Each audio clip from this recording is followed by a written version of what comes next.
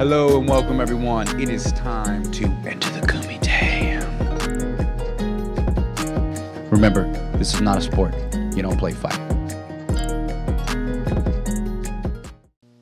Dude, Nate Diaz versus Khamzat Chimaev has been scheduled as the main event for UFC 279. As a Nate Diaz fan, this is hard to see put together.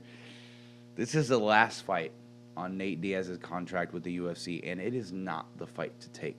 They must be paying him a lot of money to fight Chimaev. Khamzat Chimaev is honestly just too much for Nate Diaz. Nate Diaz's competitive weight class was 155. Sure, he went up to welterweight and he put on some fun fights, but let's be honest, with his frame, on a competitive level, on the most elite of elite levels, he belonged at 155 pounds. Khamzat Chimaev has fought at 170 competitively and 185 in the UFC. He could honestly be a top dog 185er if he wanted to make that move, which honestly makes this matchmaking that much more ridiculous. At the end of the day, Nate is a grown-ass man, and he signed the dotted line, but I don't think it's a good move, man. I guess as long as he's making his money's worth, we can't complain. I'm sure we all know that the UFC's plan is to use Nate Diaz on his way out to build up the name of a potential young star in Khamzat Chimaev. The Diaz bros have become somewhat of a household name, and if Khamzat comes out there and smashes Nate like I believe that he is, these fans are going to be blown away. Nate Diaz doesn't have the best wrestling, and his BJJ isn't elite enough to keep an animal like Chimaev from dominating on top and pretty much doing whatever he wanted to him.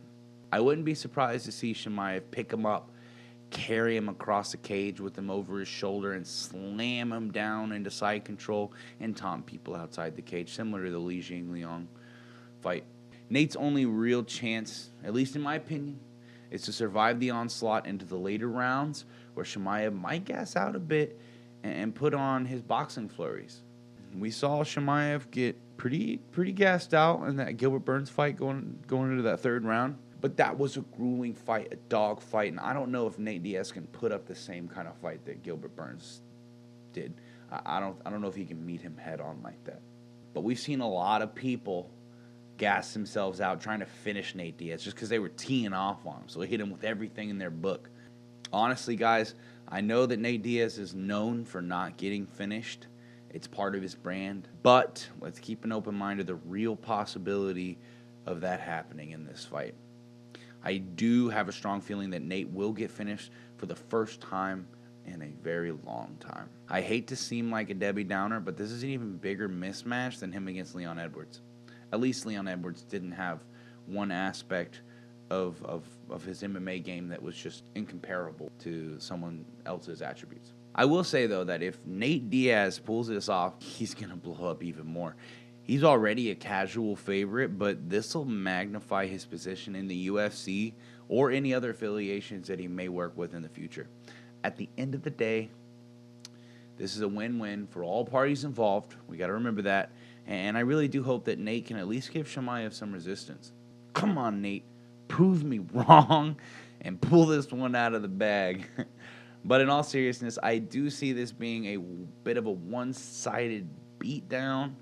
It's going to be hard to see that from my boy Nate Diaz, but he really is a fighter's fighter who sticks to his word and will fight anyone, anywhere, anytime. With that, I'll go ahead and wrap things up. If you like the content we're providing, make sure to like, share, and subscribe. If you disagree with our picks, make sure to berate us down in the comments below. You can also follow us on Instagram and Facebook, and you can even follow me personally on Twitter. Remember, this is not a sport. You don't play fight.